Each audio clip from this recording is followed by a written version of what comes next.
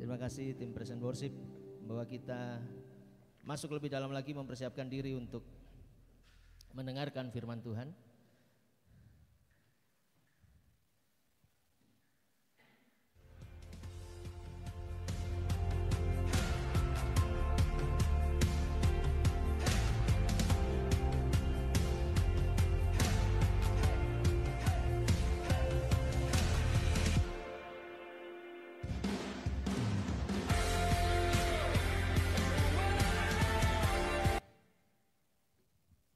Ya, inilah tema kita pada hari ini, yaitu keteguhan hati. Dan saya rasa video tadi lebih dari cukup untuk membuat kita paham apa maksudnya keteguhan hati. Dan seringkali memang secara pribadi saya sering iri kepada mereka-mereka yang cacat, atau bahasa lebih sopannya disabilitas. Kenapa? Karena mereka mengajarkan banyak hal kepada kita, bahwa ternyata di tengah segala keterbatasan mereka, mereka bisa melakukan sesuatu yang bahkan mungkin kita yang disebut normal tidak bisa melakukannya. Tetapi ini menjadi sesuatu hal yang penting, karena keteguhan hati itu adalah sesuatu modal yang muncul karena kita tahu bahwa semua yang terjadi di dunia ini bermula dari Tuhan. Dan ketika semua yang terjadi dalam dunia ini bermula dari Tuhan, maka kita mulai belajar melihat bahwa keadaan kita itu bukan kebetulan. Ada amin? Amin. Senggol kanan kiri, kon kudu ketepaan kon niku. Morom brojol ngono ora. Ada perbuatan haram, tapi saya mau tegaskan, tidak ada anak haram. Kalau ada orang nyebut anak haram politik, nah itu biar urusannya politik.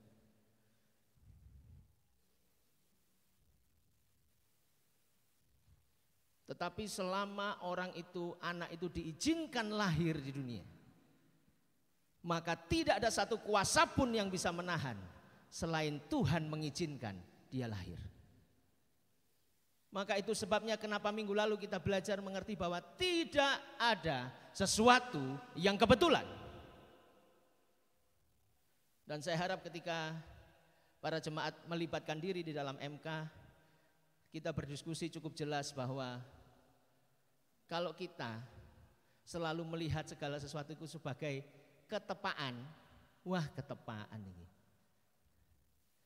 maka seperti itulah kehidupan kita. Karena Tuhan tidak mengajarkan hal yang begitu.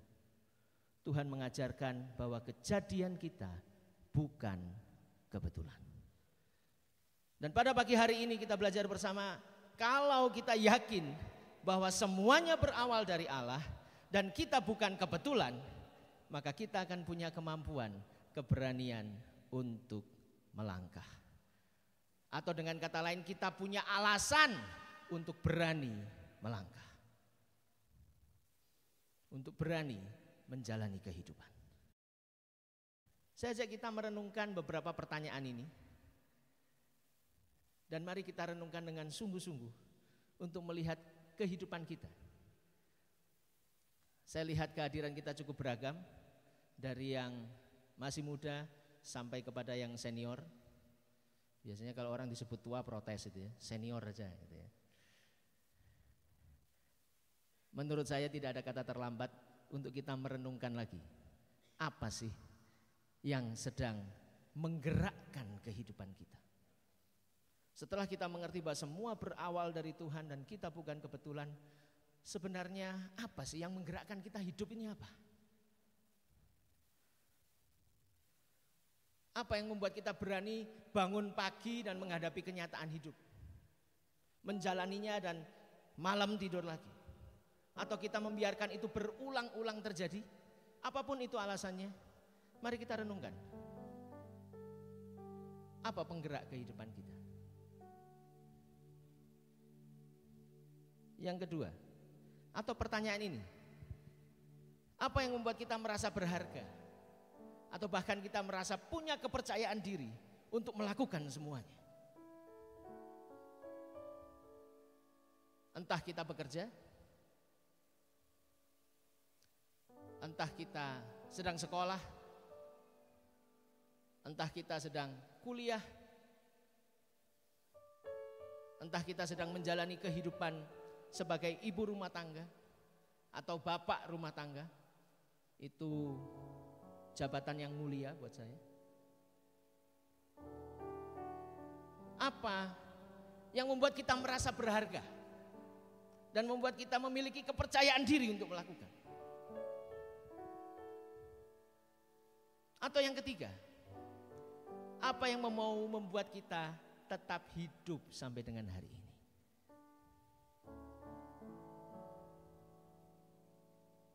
Silakan. Slide-nya bisa tampilkan ketiga pertanyaan itu tadi. Apakah yang menggerakkan kita? Berhargakah kita? Apa yang membuat kita berharga? Atau apa yang membuat kita bertahan dalam kehidupan ini? Silakan dipikirkan. Karena untuk mengerti tentang keteguhan hati, kita harus tahu apa dasar yang menggerakkan kita dulu.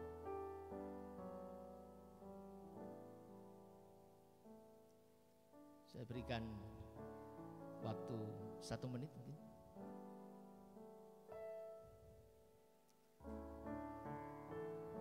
Khotbah itu paling enak kalau timbal balik. Nah, timbal baliknya adalah silakan merenung Bapak Ibu. 1 menit.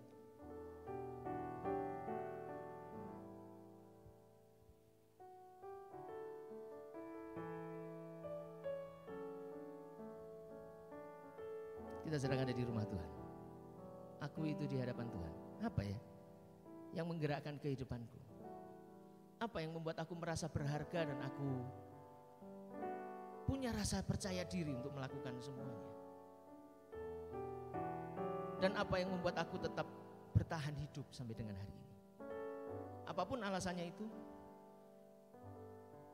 saja kita bertanya yang paling terakhir dalam diri kita.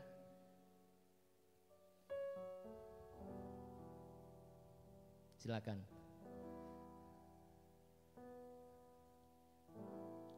Oh, rupanya enggak banyak yang tahu ya. Ulti itu maksudnya pertanyaan paling pamungkas gitu.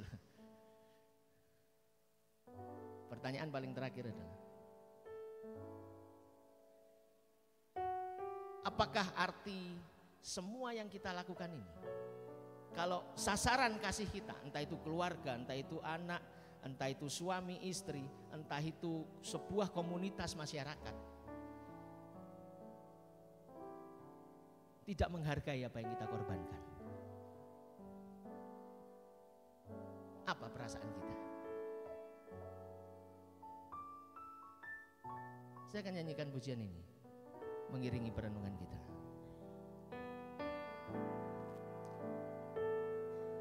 Kau hiasi kehidupanku dengan kemurahan-Mu. Kau rancangkan masa depanku penuh dengan harapan. Aku ada saat ini semua berkat kemurahan-Mu. Aku hidup hari ini semua karena kemurahan-Mu. Terima kasih Yesus, Engkau sangat baik, teramat baik bagiku. Sekali lagi kita nyanyikan sama-sama pujian ini. Kau hiasi kehidupanku dengan kemurahan-Mu. Kau rancangkan masa depanku penuh dengan harapan.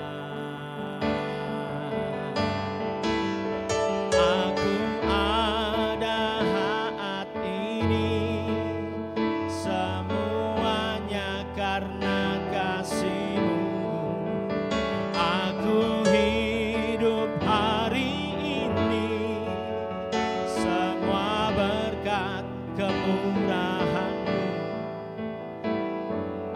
kasih Tuhan. Amin. Engkau sangat baik, teramat baik bagiku.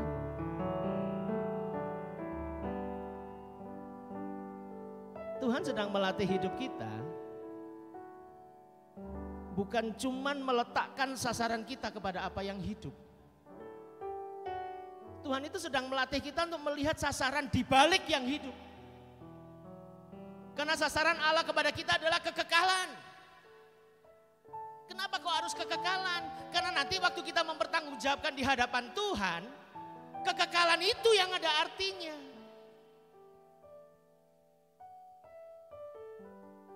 Bahkan kehidupan yang kita punya, kalau sudah mati, busuk.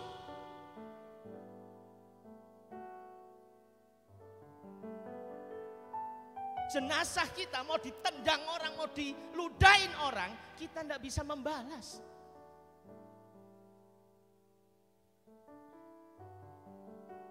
Maka kalau kita kalah terhadap apa yang kelihatan, ya cuman sepanjang itu aja hidup kita. Kita tidak bisa ngerti rancangan Allah yang besar. Rancangannya yang membuat kita selalu punya semangat dalam hidup. Bahkan jikalau tidak ada alasan bagi kita untuk hidup.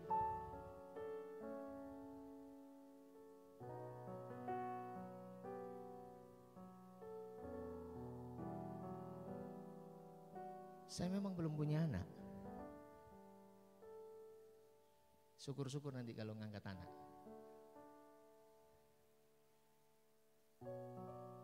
Tapi satu, omongan orang tua saya yang saya ingat. Papa mama enggak butuh kamu. Selama papa mama tahu kamu bisa hidup bersama dengan Tuhan. Wih, omongan itu seperti menampar saya. Tapi sekaligus mengingatkan saya. Andai kata saya punya anak nanti, yang seluruh keringat saya curahkan buat dia, saya tidak berhak memiliki dia, karena dia milik Tuhan. Karena itu kenapa kita harus mengecek apa sih dasar kita itu punya kepercayaan diri, punya keteguhan hati. Karena memang keteguhan hati itu sesuatu yang penting. Video tadi menunjukkan bagaimana ketika orang itu teguh hatinya, dia bisa melakukan itu. Dan manusia sering terjebak dengan kekuatan dirinya sendiri, dengan kebanggaan dirinya sendiri. Salah satu yang akan kita bahas, kita masuk di Romawi yang ketiga. Apa sih penggerak kehidupan kita? Maka yang pertama, secara umum ada 5. Sisanya akan saya bahas di sore hari. Yang pertama adalah banyak orang digerakkan oleh rasa bersalah. Orang-orang yang dikendalikan dengan rasa bersalah dipengaruhi oleh ingatan masa lalu. Dan kalau dia tidak mengizinkan Tuhan mengisi hatinya, maka masa lalunya yang mengendalikan masa depan mereka.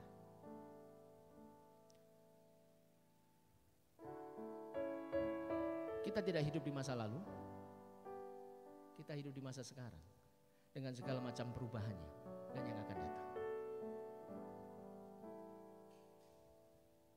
Ketika saya putus pacaran, saya selalu ngecek, saya trauma gak? Dan saya bersyukur, saya tidak sedang menemukan diri saya trauma.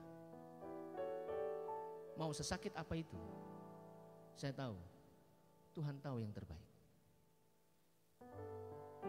Tentang hubungan keluarga, maaf ya, jangan tanya saya ya. Jadi yang saya cerita mampunya ini cuma sebatas pacaran.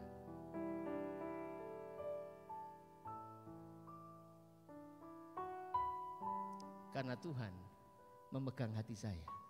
Dan dia tidak pernah mengizinkan hati saya terluka. Kalau mau niru yang di debat capres, sorry ye. Maaf, silakan lukai hati saya.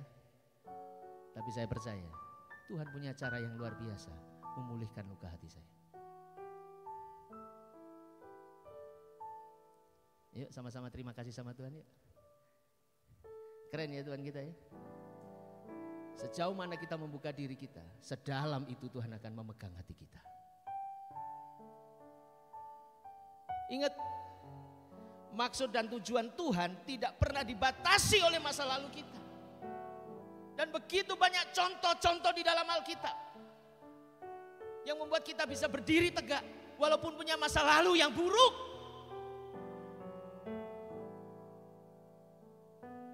Karena itu Tuhan sepertinya mengizinkan masa lalu buruk itu kita jalani. Perbuatan kesalahan-kesalahan itu Tuhan izinkan, sepertinya Tuhan izinkan. Walaupun saya tahu Tuhan nangis itu. Rek, sakjane iso rono kon kok rene sih. Tapi Tuhan tidak pernah menyesali apa yang terjadi di dalam kehidupan kita. Jadi buat apa kita menyesali masa lalu? Wah, ini quote bagus nih. Tuhan aja tidak pernah menyesali masa lalu kita, kenapa kita mesti menyesali masa lalu kita? Gideon.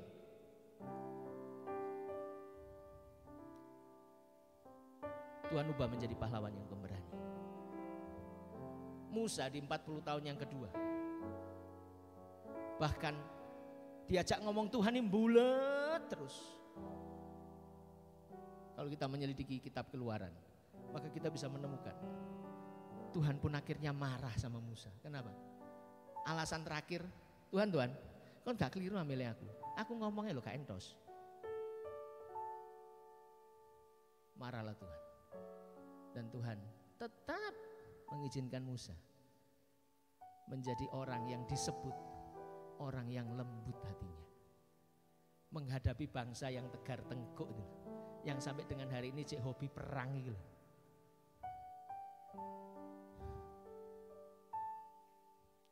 Dan berikutnya yang kelima, kita akan langsung lompat. Banyak orang digerakkan juga oleh kebutuhan akan pengakuan.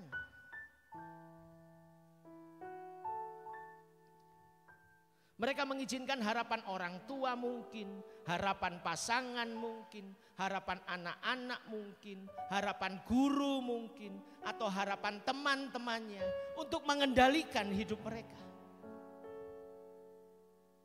Sekali lagi ingat, tidak ada yang lebih penting daripada tahu maksud Tuhan dan tujuan Tuhan mengizinkan kita hidup.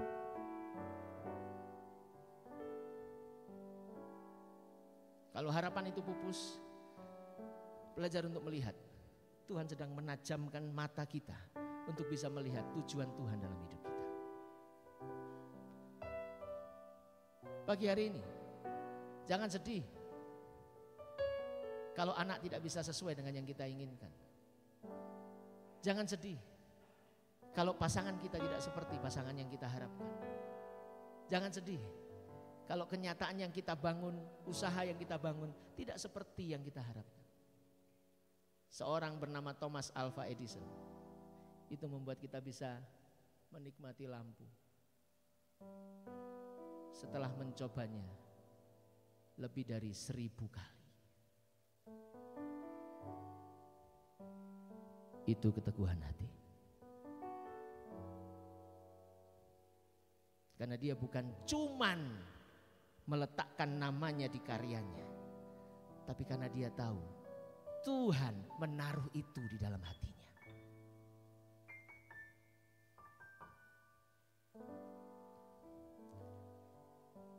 Karena itu mari kita lihat film yang kedua ini. Akhirnya saya temukan setelah mencari berulang kali, dan kayaknya bagus untuk menolong kita merefleksikan tentang apa itu keteguhan hati.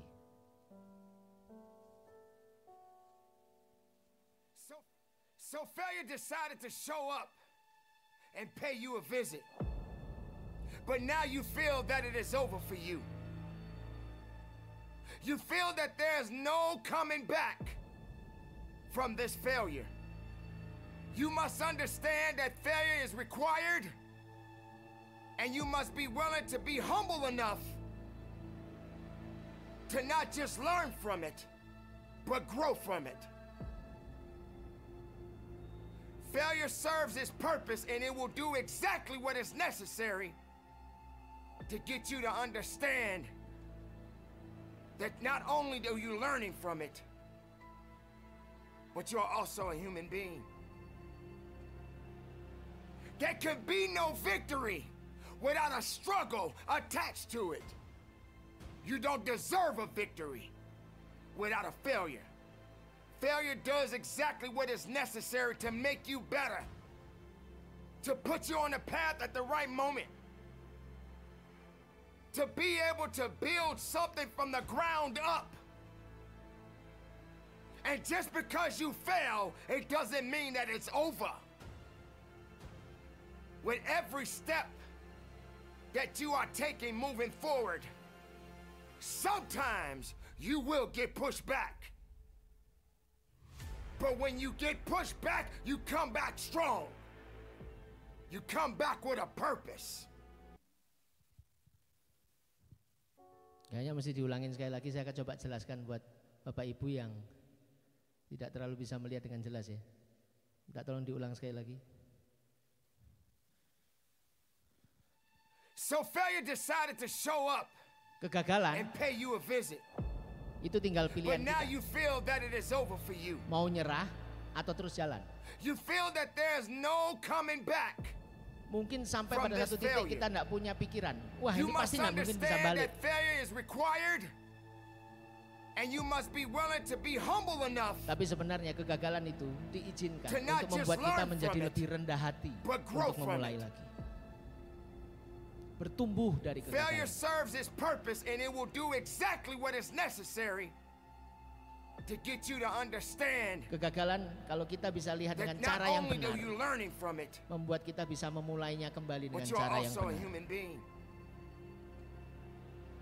There can be no victory Karena tidak ada without a kemenangan struggle attached to it. tanpa perjuangan yang menyertai. You don't deserve a victory without a failure. Kita tidak Failure pantas does dapat exactly kemenangan what kalau is kita nggak pernah necessary to gagal. make you better, to put you on the path at the right moment, Kegagalan membuat kita ada tetap di jalur to yang be tepat able to build something from the ground up. untuk mulai membangun dengan dasar yang And kuat. just because you fail, it doesn't mean that it's over. Bukan berarti gagal sama dengan semua With berakhir. every step that you are taking moving forward, Setiap langkah yang kita ambil sometimes mungkin kadang you kita will mundur get pushed sebentar. back. Tapi itu membuat kita But when you get Kembali pushed dengan back, lebih kuat. you come back strong. You come back with a purpose. dan itu terjadi kalau kita punya tujuan. Kalau kita mengerti tujuan apa yang Tuhan beri dalam kehidupan kita.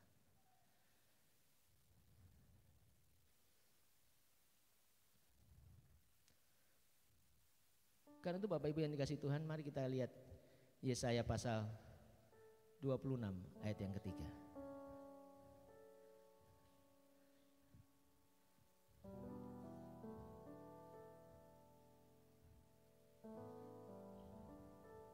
Saya bacakan ayat ini. Dikatakan apa di sana? Yang hatinya teguh, kau jagai dengan apa? Damai sejahtera. Sebab kepadamulah ia percaya. Saya bacakan dalam terjemahan yang lain, lebih memudahkan kita untuk paham. Apa sih maksudnya keteguhan hati? Apa sih maksudnya Tuhan jagai kita? Engkau Tuhan memberikan damai sejahtera yang sempurna kepada orang-orang yang teguh memelihara tujuan mereka dan percaya kepadamu. Ayat ini lebih menolong kita melihat bahwa sebenarnya ketika kita mengerti tujuan Tuhan di dalam kehidupan kita, dan kemudian kita belajar berpegang dengan segala kelebihan dan kelemahan kita, maka di saat yang sama Tuhan tidak pernah tinggal diam. Amin. Amin. Cobaan wis. Saya rasa ada banyak kesaksian di antara kita. Ketika kita mulai belajar berbalik 180 derajat. Jangan 360 ya Bapak Ibu ya. Balik mana itu? Muter tok itu. 180 derajat. Saat kita betul-betul merasa nol, tidak ada yang bisa kita banggakan, tidak ada yang bisa kita andalkan. Dan muncul keraguan kalau saya melangkah, bisa enggak saya seperti dulu atau bisa enggak setidaknya saya bertahan. Dan kalau kita berani mengambil keputusan, percayalah keberanian itu akan muncul karena kasih Tuhan di dalam kehidupan kita.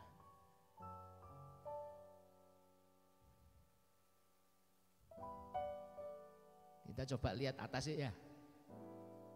Sambil bayangin Tuhan lihat ke bawah sama kita. Sambil dada-dada. Ya kita lihat ke atas ya. Yang ndelok langit-langit maksudku Bapak Ibu. Terus Tuhan turun gini terus dada. Lah ayem hati iki. Masih masalah ndek omah sabrek. Tapi kita tahu kita akan melangkah bersama Tuhan.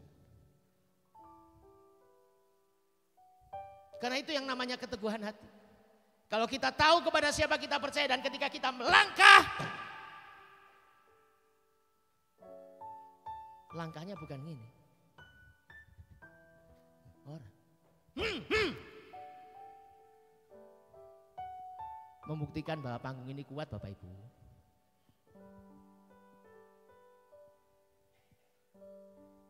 Langkahnya tegas, yakin, karena punya harapan di dalam Tuhan.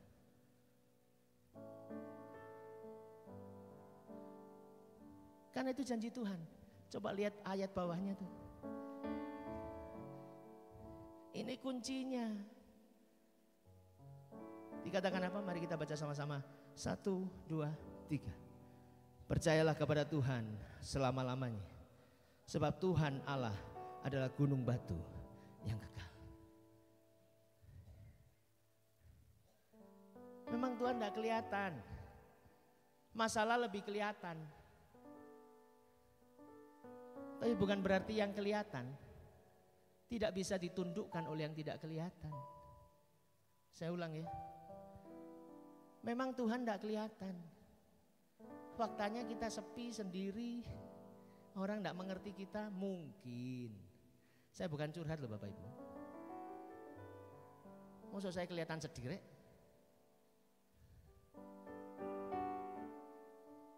Mungkin. Orang tidak ada yang mengerti kita, mungkin. Atau mungkin masalah kita tuh begitu berat. Dan sepertinya kita sendirian. Ada seorang anak pemuda yang masih belum saya jawab chatnya. Dia kepingin melakukan sesuatu tapi dia merasa sendiri mungkin. Dia merasa tidak ada yang bisa dia contoh.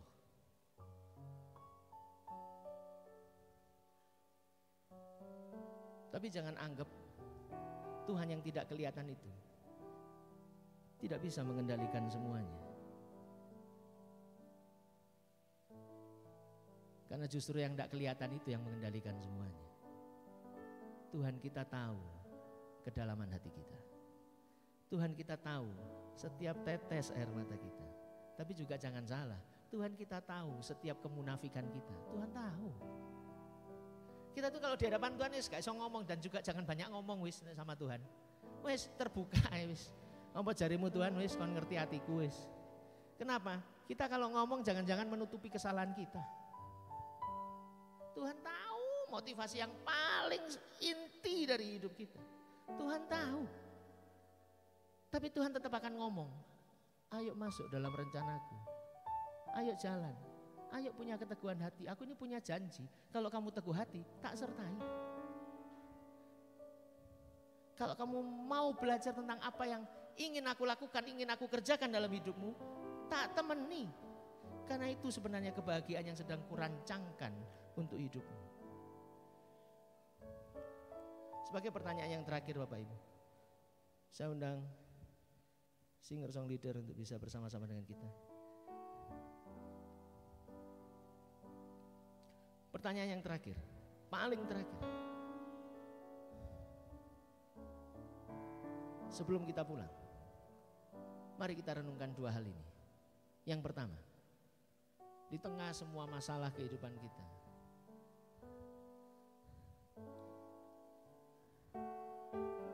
apa yang sudah kita lakukan buat Tuhan kita Yesus Kristus? Dan yang kedua, apa yang sudah kita lakukan sampai hari ini dengan kehidupan yang sudah Tuhan percayakan? Kita sedang melakukan apa maunya kita, atau sedang belajar mengizinkan Tuhan memimpin hidup kita? Kita sedang mengikuti perasaan kita, atau kita sedang belajar mengikuti apa yang Tuhan mau untuk kita lakukan? Dan percayalah, begitu kita belajar merenungkan dua pertanyaan ini, kita akan menikmati pujian ini menjadi kehidupan kita. Kuasa-Mu terlebih besar, Tuhanku terlebih besar, tak pernah terlambat janji-Mu ya Tuhan, menolong hidupku. Kuasa-Mu terlebih besar, Tuhanku terlebih besar, tak pernah terlambat janji-Mu ya Tuhan, pulihkan hidupku. Mari jemaat saja katakan, kuasa-Mu terlebih besar, terlebih. Ini iman anak-anak-Mu Tuhan. Bahkan dalam kesalahan kami pun, kami berani berteriak, Engkau tidak pernah terlambat. Long hidupku,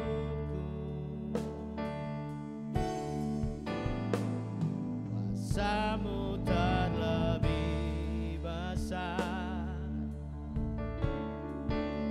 kasih untuk rahmat-Mu yang besar Tuhan, besar,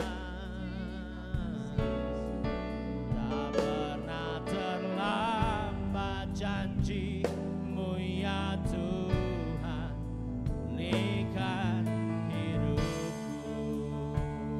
Oh, amin, ku percaya.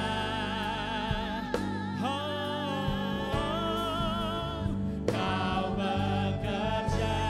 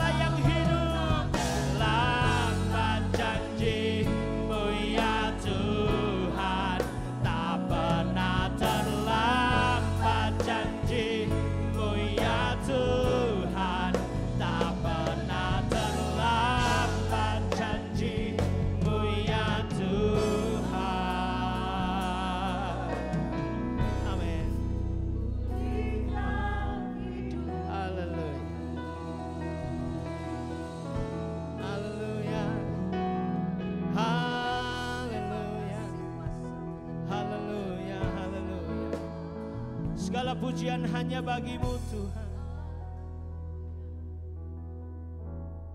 Allah mana seperti Engkau Tuhan,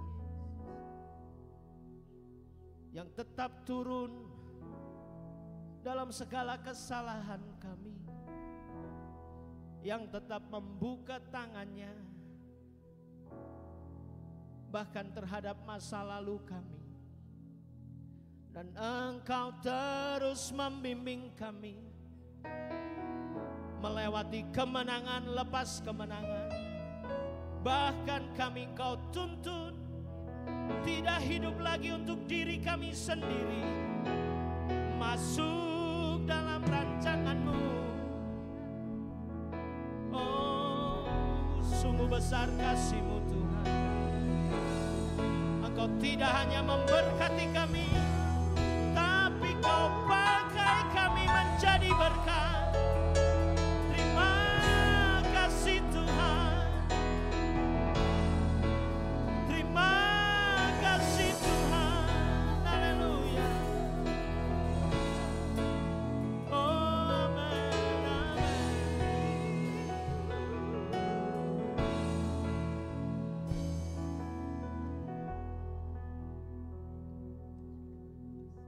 Kami percaya Engkau sedang dan terus bekerja di dalam kehidupan kami.